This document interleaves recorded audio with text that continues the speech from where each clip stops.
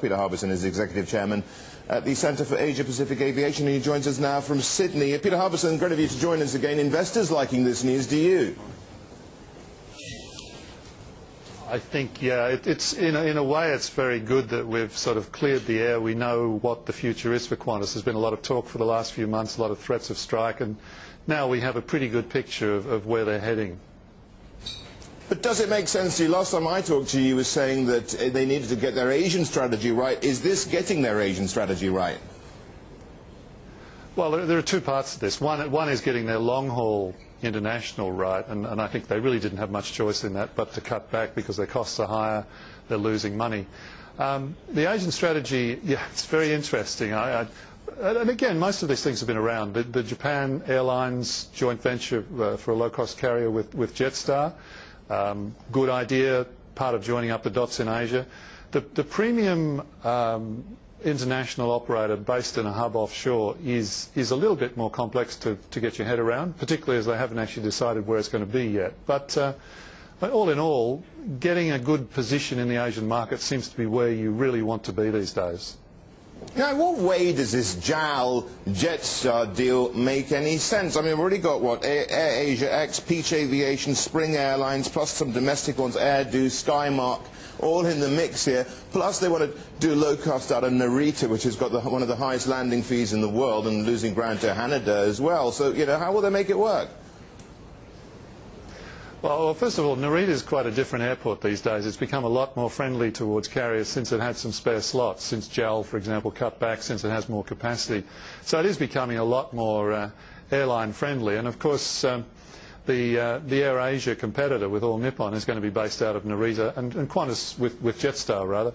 Jetstar with JAL is going to be competing at both the same points, Narita and Kansai, with its low-cost operation. I think this is all part of joining up the dots in Asia. It is important for these low-cost carriers now to become pan-Asian brands and actually to be able to connect between a whole range of different permutations.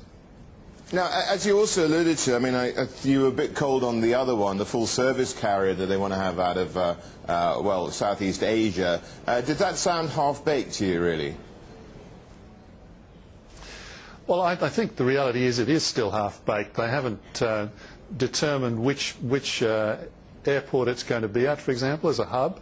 But I think that doesn't necessarily mean the eventual cake won't be a good one. I suspect it will be Kuala Lumpur that they base it.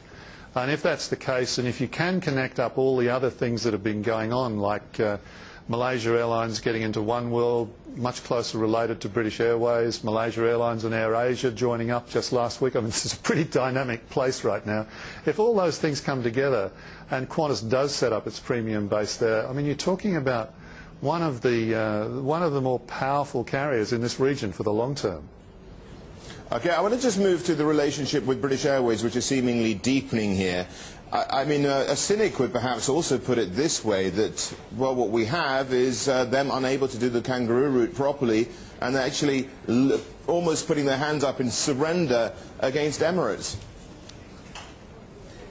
Yeah, well, that's been very much the case for the last few years. British Airways has been a very, very quiet force in Australia. It's quietly pulled back on capacity. You never, for example, see advertisements for British Airways in Australia anymore. But the joint services agreement they have with Qantas, which is effectively the two airlines operating as one, has been extremely effective for both carriers, and that is going to be expanded. For Qantas, for example, is going to cease operating beyond Hong Kong and Bangkok across to London and just be met by British Airways. So they're rationalising a lot of that. The big question, as I was mentioning before, the big question is whether they actually do link up in Malaysia at Kuala Lumpur, and that could be a real breaker of a deal. Peter Harbison, thanks so very much indeed for joining us.